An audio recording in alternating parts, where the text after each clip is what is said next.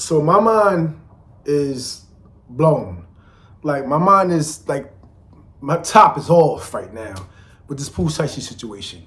So no, I host a podcast, so I'm not commenting out of context. This is podcasting is something that I do.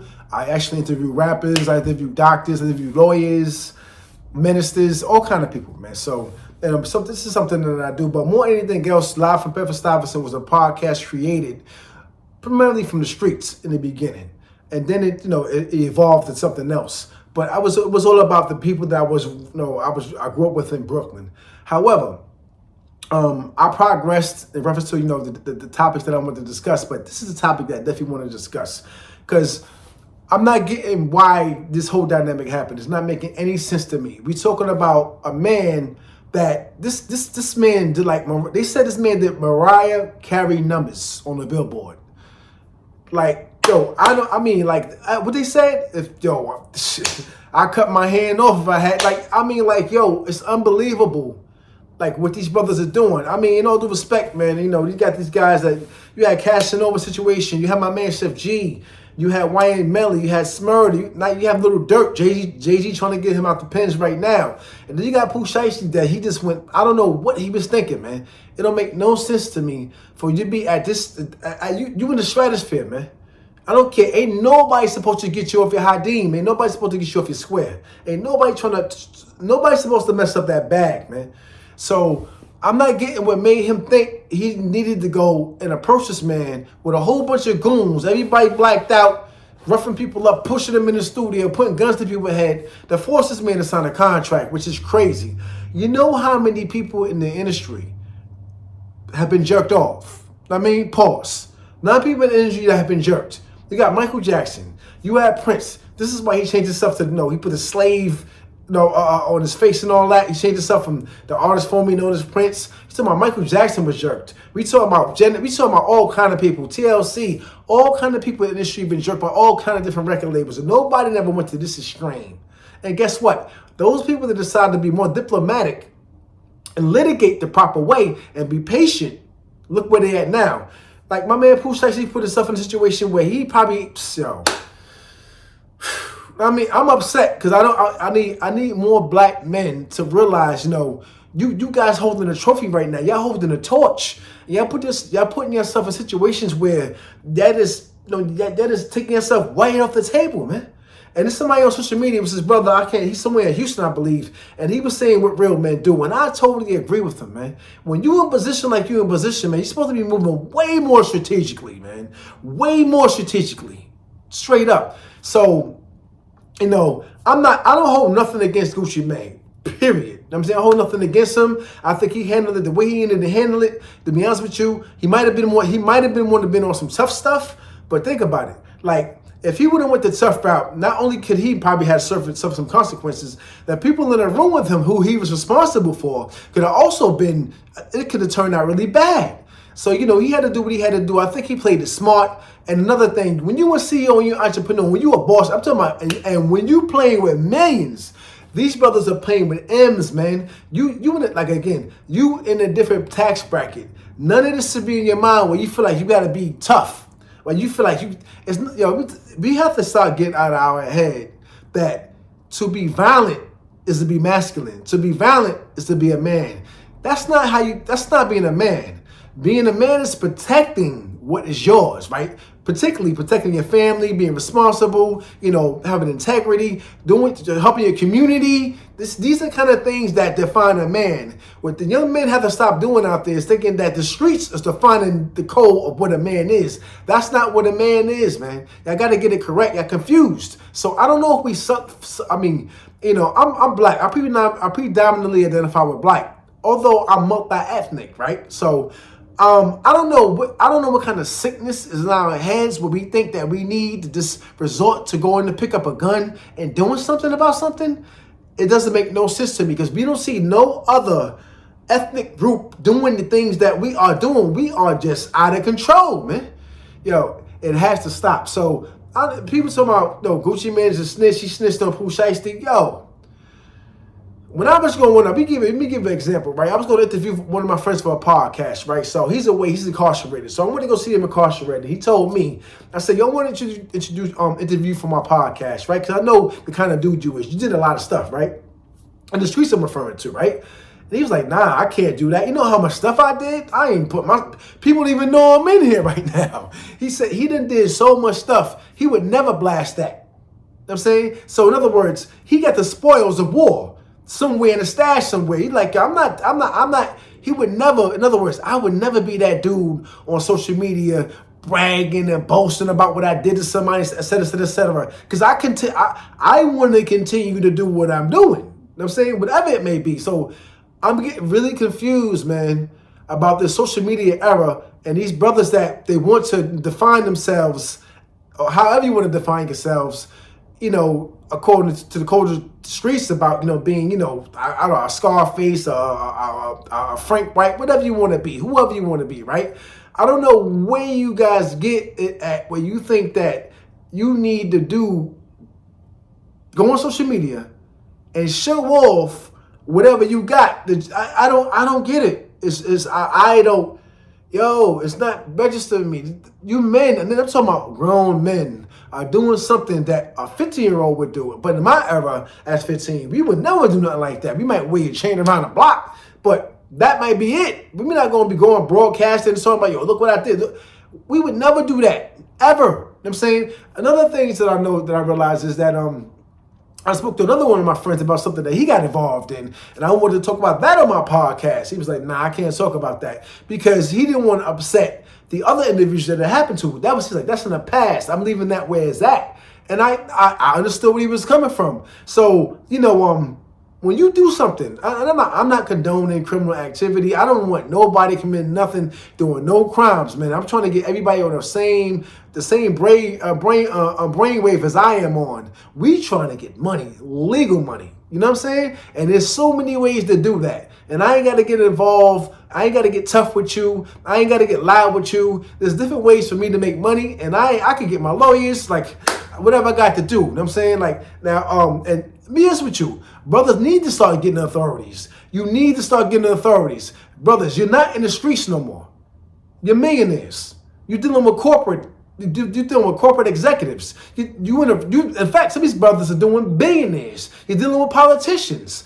You guys got to get out of your head that you still think that you in a corner somewhere, that you still gang banging. That era is over for you. And you need to promote and advocate that era should be entirely over at all. I'm all about, at this point in my life, I mean, I've been on it though. I want to end gang culture. End it. You know what I'm saying? They have something right now going on called Drop Your Flag. So these brothers are out here dropping their flags as far as with gang activity. The gangster lifestyle, man, it is not helping us at all. We need to wake up and we need to get smart, because now we got this brother that's going away, man. He's leaving his family, he's leaving his community. He rocked his whole career over for a contract where he could have had a lawyer handle that.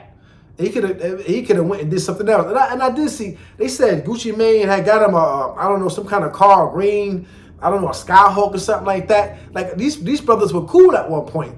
I just don't get it to the point where you feel like you need to just get a gun and go run down on a dude in, I don't know, in a public building, and it'll be like, and then go on social media and brag about it, and then get upset about, you know, people talking about this guy. Whoever's talking about Gucci Mane is ratting. I mean, a rat is a different kind of terminology. You should never name a man, right?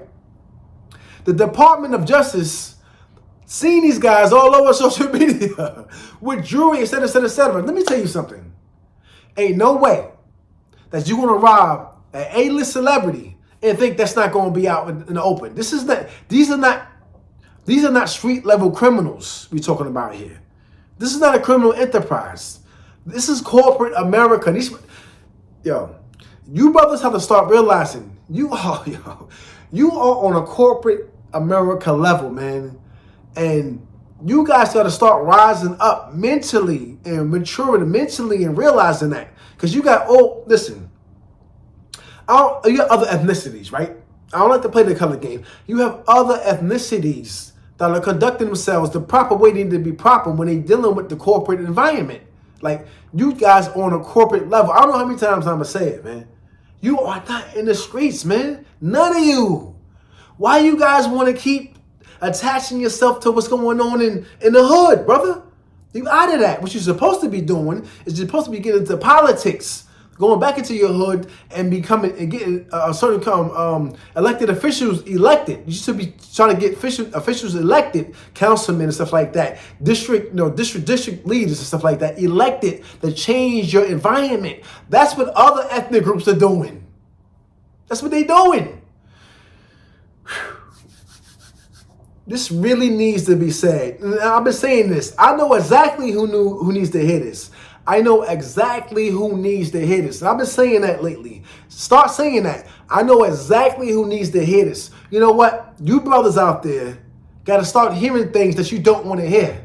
Like, being gangster ain't cool, bro. It is not cool, man. If you can look into my head right now, man, and see, my man, the destruction that happens with that lifestyle, man. Yo, you would never want to be a part of it again. And I get it. There's an OG in Houston that was speaking about this. If you could look into my head right now and I can just pour out, it's madness. Who wants to be a part of that, man? You want a yacht, you want different islands, man. You with the most beautiful woman in the world. Like you want different networks. Oh my, yo. You know how many brothers would literally, and I'm not gonna say it, I would say that. You know how many brothers would love for that to be them? Yo, man, y'all need to take a deep breath, man. You know, I'm gonna say my condolences. My condolences to Pooh Shiesty and his family. And I really don't get how his father encouraged him, because my father certified. He definitely been in the streets, and he ain't never tell me to go do no. He ain't never tell me to crash out, man. Ever, yo, what? My father would get upset. Like, what are you doing? Like, don't let me get involved and make you understand you ain't doing none of that. He would never advise me to do none of that, man. So, you know, I don't know how that happened. Like, it's unbelievable, man. It's unbelievable, man. And we need to start taking notes, man, and start remembering history about what happened to everybody else. You know, the Tupacs and the Biggies and the Big L's and all these people that the rap industry is like, it's not making no sense, man. You had Wack 100 comment on about, you know, Gucci Mane, you know, he not in the streets no more. He not really typically a rat, stuff like that, because he's not in the streets no more. He ain't a rat at all. You know what I'm saying? I don't see him as snitching whatsoever.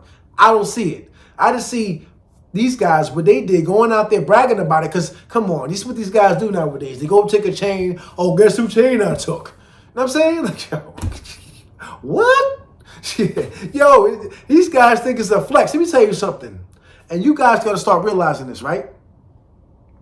Stop thinking you gangster when you holding a gun to another man's head and you can take his stuff. Ain't really nothing tough about that, man. You got a gun to another man's head, you taking his stuff. It's really nothing tough about that. Now, if you knuckling them down, and you power, like y'all combating each other to fight for, you know, whatever you trying to take from him, that's a different story. When you pulling a gun out on a man, and you have his life in your hands, you men got to stop thinking that's gangster. Ain't nothing gangster about that, man. When you got a room full of hostages, they can't do nothing.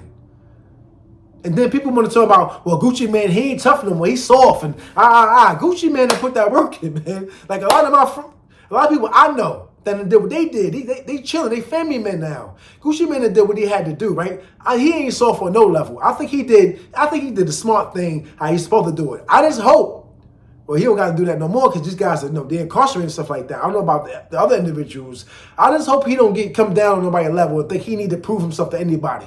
And that's another thing. Man, stop thinking you need to prove yourself to anybody. You don't need to prove yourself to nobody. Because I tell you something, the only person that's going to be going on in them cuffs, the only person going to be in them cuffs is you, man. And your family going to be coming to visit you, man. They're going to be coming up week after week, year after year. You're going to start seeing people die, man. You're gonna see people away. You're gonna be away on the holidays. Your family out there enjoying themselves. You somewhere else. You're not gonna be around for your kids' graduations. That's when it's gonna kill you. It's gonna hurt your heart.